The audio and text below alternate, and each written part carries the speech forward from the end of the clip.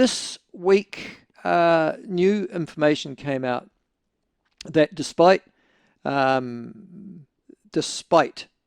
new legislation, both from the outgoing Labour government, but also this one, including gang insignia and patch bans and the like being implemented throughout New Zealand, the number of gang members, as counted by the New Zealand police, has increased, and quite significantly too, over the last year or so.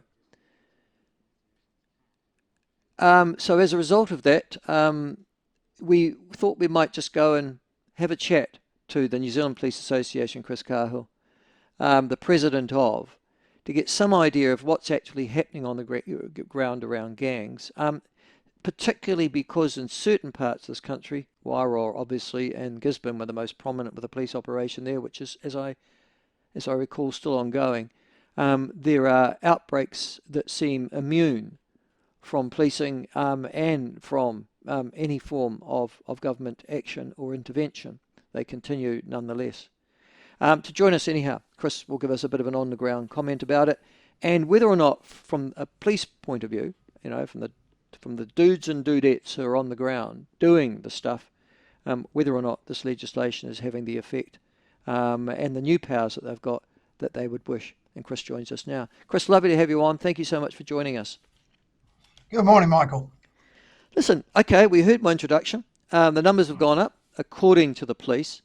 But the legislation's been in for a few months now rather than years.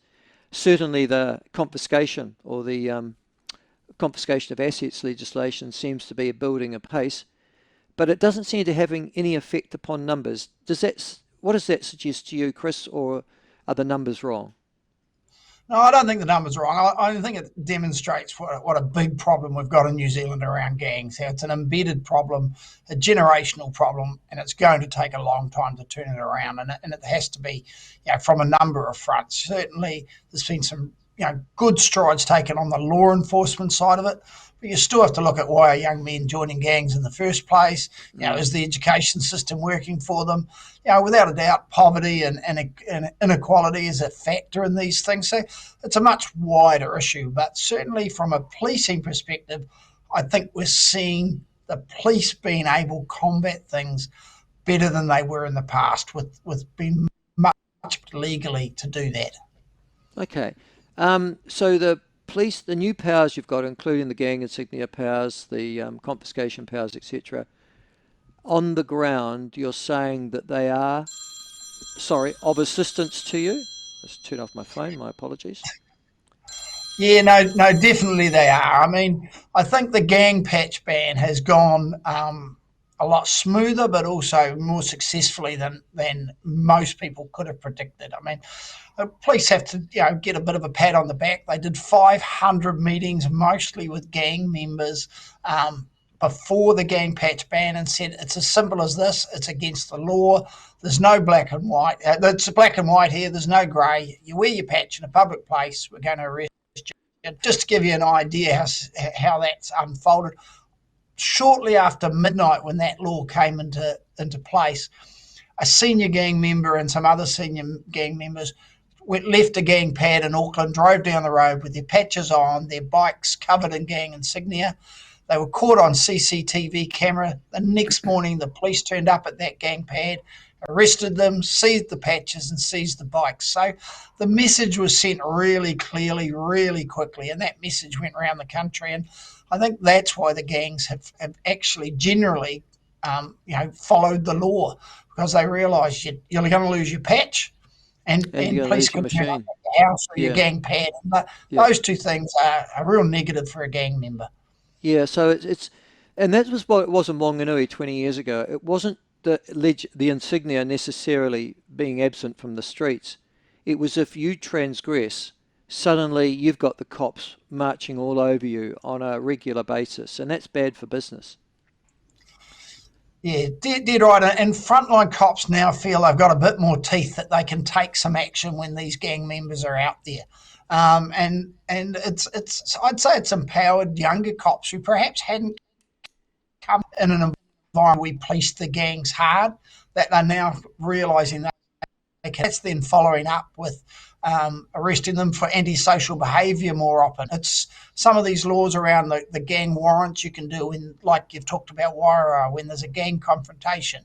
Police can get what you might call an overarching warrant that allows them to continually search vehicles and search addresses of gang members if they think there's firearms and other weapons there, when in the past you'd have to get a new warrant every single time.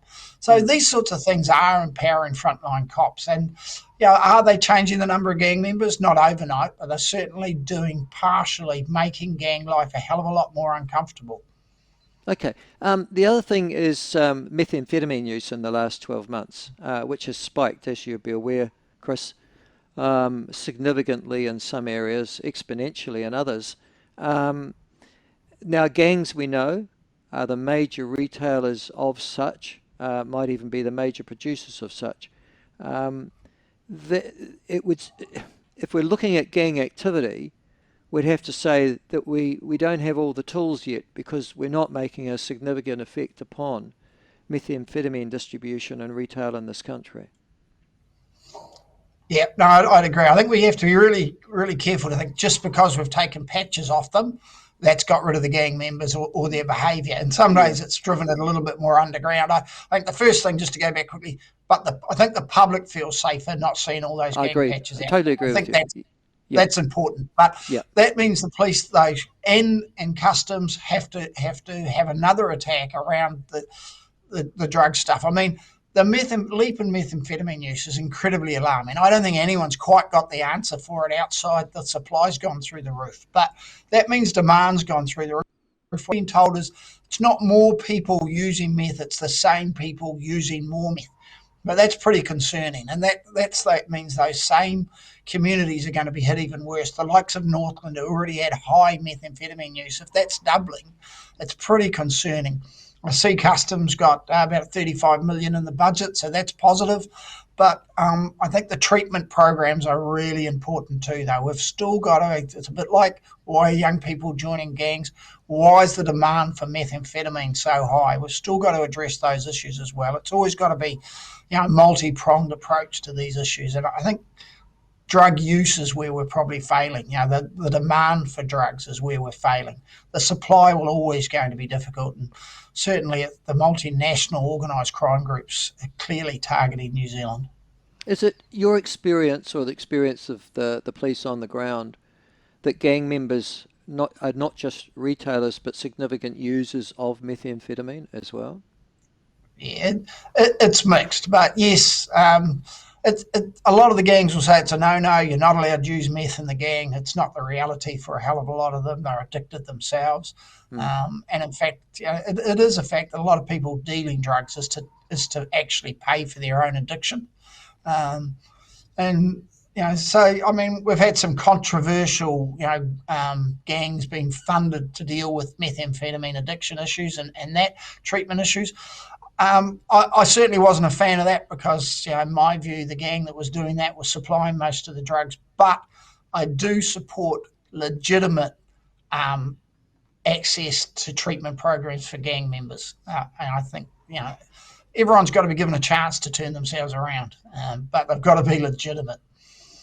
Well, yeah, legitimate and gang, they don't belong in the same sentence, Chris. Now, I mean the legitimate treatments. They've got to Okay. be legitimate treatment programs, not gangs using it as a bit of a cover up. But Uh, well, just there is another thing though that still disturbs people is that despite all the efforts that people hear, um, they still witness. I've just got a text, for example, from Brenda from Gisborne. She said at last week's tangi, I observed gang members smoking joints, hanging out of their vehicles, driving right past the cops, and they did nothing.